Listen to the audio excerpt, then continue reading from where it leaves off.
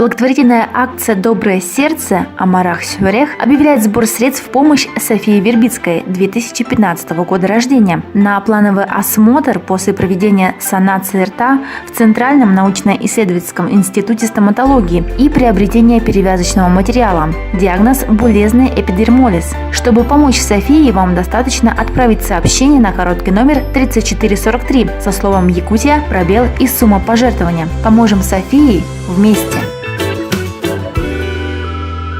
Мы рады презентовать вам новую рубрику Ask Yourself, что переводится «Спроси себя». Говорит о том, что многие понятия и фразы, которые мы употребляем по отношению к людям с инвалидностью, являются ярлыками и стереотипами. Наша рубрика рассказывает о важных мелочах жизни, значение которых обязательно для каждого развитого человека. Что такое ДЦП? Не знаю. Детский церебральный паралич. Болезнь? ДЦП – детский церебральный паралич. Не знаю. Заболевание? Вы заметили, что в последнее время на разных форумах можно увидеть оскорбления ДЦПшных, причем обзывают всех без разбора. На самом деле ДЦП – аббревиатура, означающая детский церебральный паралич. Эта болезнь проявляется нарушением правильной работы отдельных мышц, вплоть до полной невозможности управлять ими, и никак не связан с умственными способностями человека. Кто такой собака-поводырь? Помогает слепому человеку. Не знаю. Она вводит слепого человека, направляет его. Собака-поводырь – это помощник человека. Я не знаю. Собака-поводырь – это, скорее всего, выражение какое-нибудь? Собака-проводник или поводырь – это собака, обученная помогать людям с ограниченными физическими возможностями, предоставляя им большую независимость. Собака-поводырь оказывает помощь слепому во время передвижения, а собака-проводник помогает глухим людям. Что такое кохлеарный аппарат? Кохлеарный аппарат – это, скорее всего, аппарат, предназначенный для инвалидов. Для детей, которые не слышат. Тоже не знаю. Вообще первый раз слышу.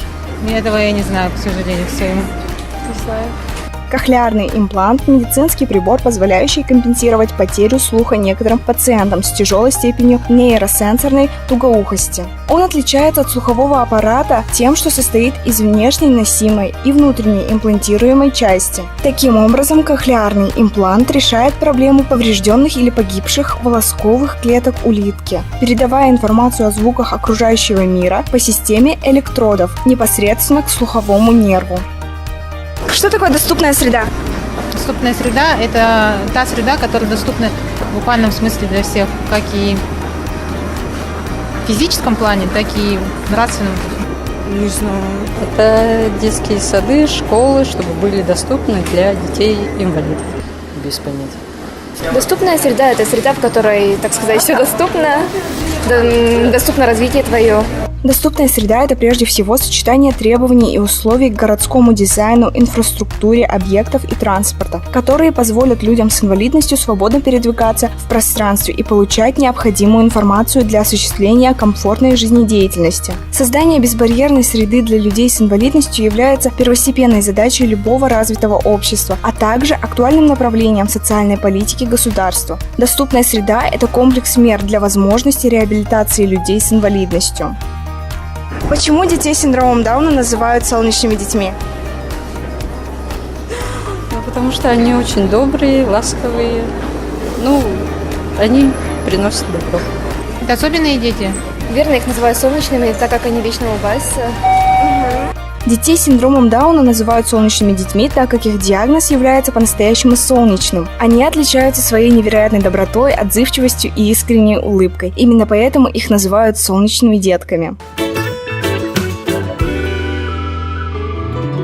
Благотворительный фонд Харысхал провел профориентационную работу для детей с инвалидностью для оказания помощи в профессиональном самоопределении и трудоустройстве. Профориентационные работы помогают детям сделать выбор будущей профессии с учетом особенностей личности и потребностей в кадрах, чтобы они выбрали направление обучения профессиональной подготовки из сферы профессиональной деятельности и управления собственной карьерой. Наш проект профориентационный называется «Палитра успеха», где школьники с инвалидностью и с ограниченными возможностями здоровья могут познакомиться с различными профессиями, познакомиться с людьми, которые работают в этих профессиях, поближе узнать специфику работы, и тем самым они могут сделать для себя какие-либо выводы и, может быть, выбрать себе определенный путь работы.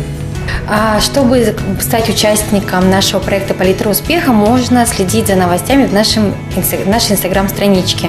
Туда мы выставляем различные объявления, когда у нас пройдут мастер-классы, встречи. Это у нас разовые встречи, да, раз в месяц мы будем стабильно с детьми посещать различные компании, да, нашего города.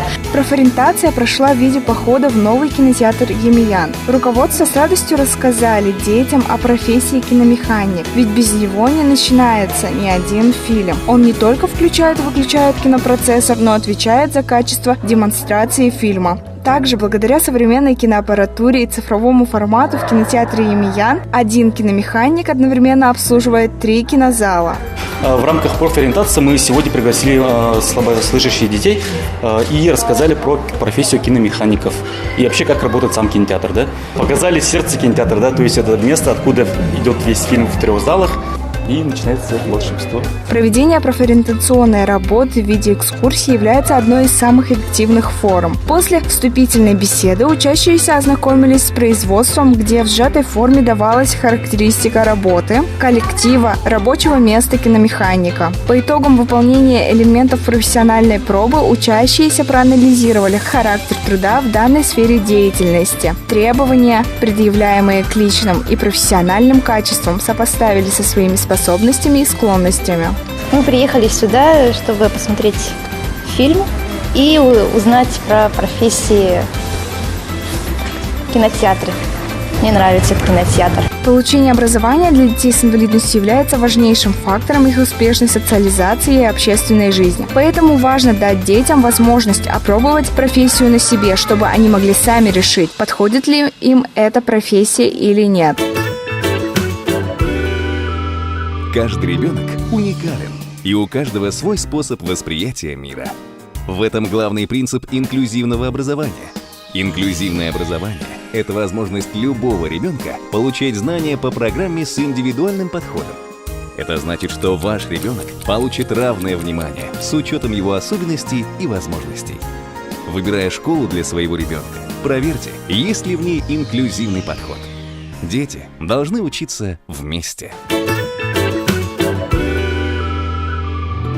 Далеко не все работодатели готовы рассматривать на свои вакансии соискателей с инвалидностью. Кто-то в силу преубеждений и стереотипов, кто-то в силу неготовности инфраструктуры и своих рабочих мест для работы людей с инвалидностью. Кто-то опасаясь, что сотрудники с инвалидностью не впишутся в рабочий коллектив. Без привлечения значительного количества разнообразных вакансий от работодателей вы не сможете трудоустраивать людей с инвалидностью, а значит, не будете достигать поставленных перед организацией задач. Таким образом, были приняты законы и подзаконные акты, призванные отстаивать права инвалидов в сфере занятости, о социальной защите инвалидов в Российской Федерации.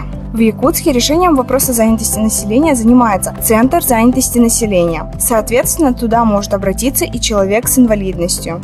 Согласно информации, предоставленной Управлением Пенсионного фонда Российской Федерации в городе Якутске, численность граждан с инвалидностью составляет порядка 16 тысяч. И из них 7 тысяч – это численность трудоспособного возраста. Да? Из этих 7 тысяч порядка 2 тысяч – это люди, которые уже трудоустроившиеся. В целом, значит, в 2018 году обратилось у нас порядка 500 человек за поиском подходящей работы, и трудоустроилось 53% из них. Работа проводится у нас путем опроса или анкетирования. Выявляем желающих трудоискать работу, а также, значит, опрос проводится как при посещении центра занятости, так и путем телефонных переговоров. Проблема занятости и трудоустройства инвалидов в современном обществе является актуальной и не менее важной. Инвалиды испытывают ряд трудностей в трудоустройстве по причине того, что очень часто работодатели под разными предлогами их не трудоустраивают, ограничивают в правах, делают недоступными некоторые виды работы из-за физической неприспособленности инвалидов к их различным видам. Все это создает дополнительную напряженность в обществе, делает ненужными огромное количество людей. Но гипермаркет «Айгуль» является примером того, как компания свободно принимает и работает с людьми с инвалидностью. На данный момент мы успешно работаем с Центром занятости населения города Якутска. В рамках мероприятий под программы повышения занятости инвалидов, квотирование рабочих мест для граждан, испытывающих трудности в поиске работы, зависит от средней численности компании. В связи с этим в настоящее время установлена квота 9 человек. У нас трудоустроено 10 инвалидов. То есть на данный момент мы эту квоту перевыполняем.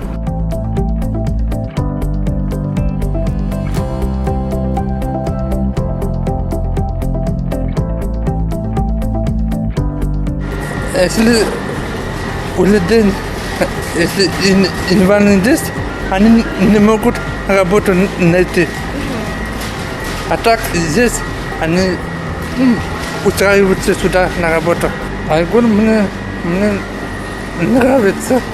Здесь коллектив хороший. Люблю поправлять полки. По данным ООН, в мире людей с инвалидностью насчитывается примерно 10% населения земного шара. Трудовая деятельность для человека является важным условием полноценной жизнедеятельности. Она не только является способом экономически обеспечить свое существование, но и возможность реализации своих способностей, в том числе и творческих. Трудовая деятельность является фактором приобщения человека к общественным ценностям.